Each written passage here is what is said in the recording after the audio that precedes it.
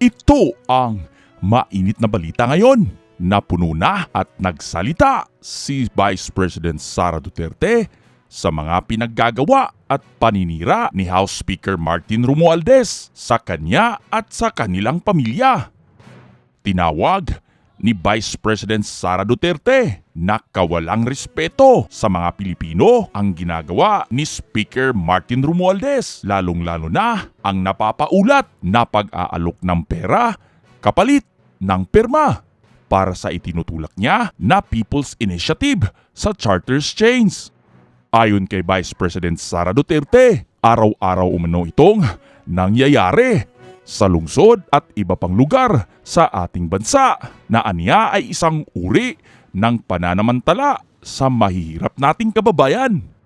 Ginagamit umano ang pera ng kaban ng bayan para sa pansariling interes ng mga kurap na politiko. Sa kabila nito ay nagpasalamat pa din si VP Sara kay Senador Amy Marcos dahil sa suportang ibinibigay nito sa pamilyang Duterte. Dinipensahan kasi ni Senator Amy Marcos ang mga Duterte laban sa pinsan nitong si House Speaker Martin Romualdez na kung saan pilit na sinisiraan ang imahe ng mga Duterte.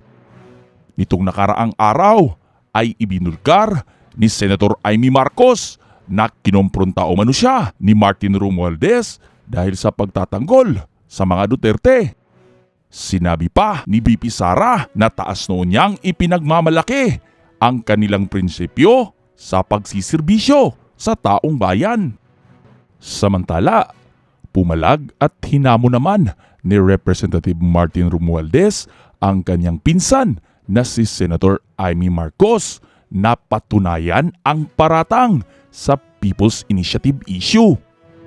Matapos kasing ibulgar ng mismong kapatid ni Pangulong BBM na si House Speaker Martin Romualdez ang nasa likod ng ayuda sa mga distrito para isulong ang People's Initiative para sa Chacha.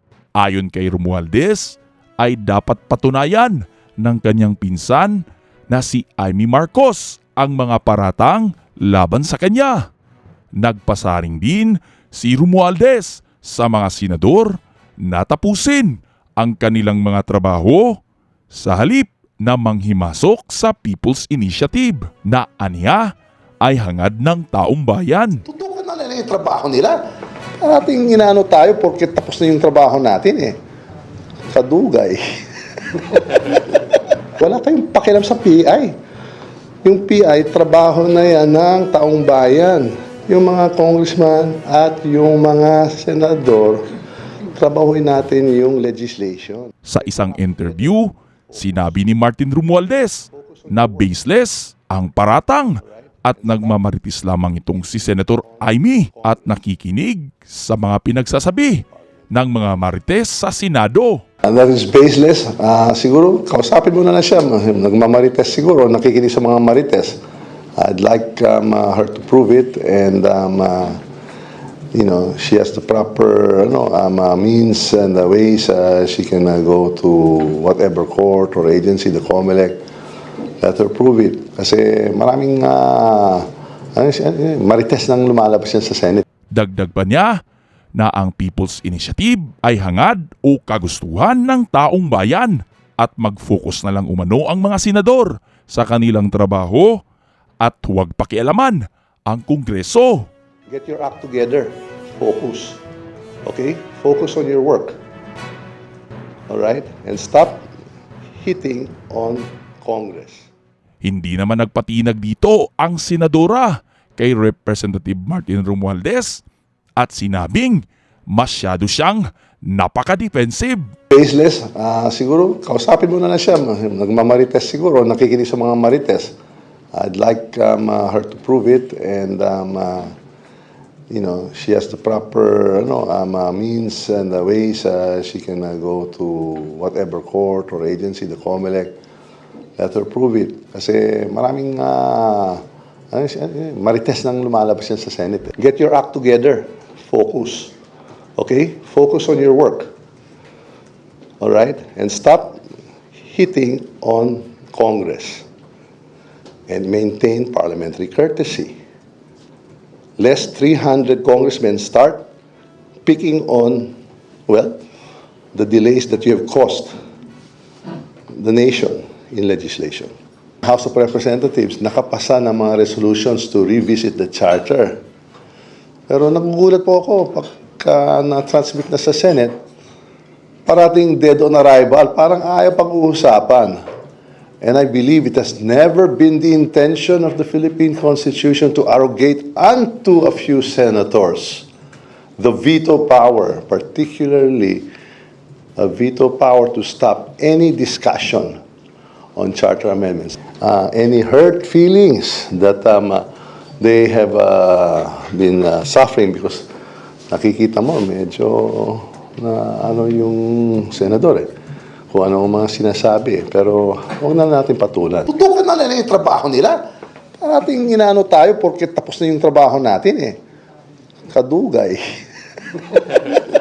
Wala kayong pakialam sa PI. Yung PI, trabaho na yan ng taong bayan. Yung mga congressman at yung mga senador, trabahuin natin yung legislation. Itinanggi naman ni Representative Romualdez na may galit umano siya sa mga Duterte at kay BP Sara. Ayon sa kanya, huwag umanong maniwala sa mga naninira sa kanya at sinabing namimiss na niya ang sama nila ng Vice Presidente. As my Vice President, as my Secretary of Education, she has my full support. I don't know what I have said or done to attack her. Please identify those actuations, if any. Kung nakikinig siya sa mga marites o kung kaninong senadora dyan, that's up to her. But, miski paano, may pinagsamahan din dati. Sa totoo lang po, namimiss ko siya kasi dati marati kami magkasama. At yan ang mga kababayan. Anong masasabi mo sa mainit na isyong ating tinalakay ngayon? I-share mo ang opinion mo sa comment section para ating mapag-usapan yan sa susunod nating video na i-upload.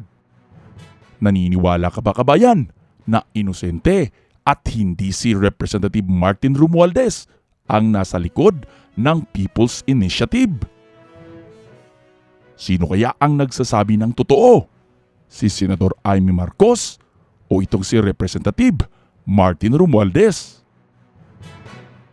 Pag-usapan natin yan sa next video kabayan. Huwag mong kalimutan na mag-subscribe para maging updated ka sa next video See you kabayan!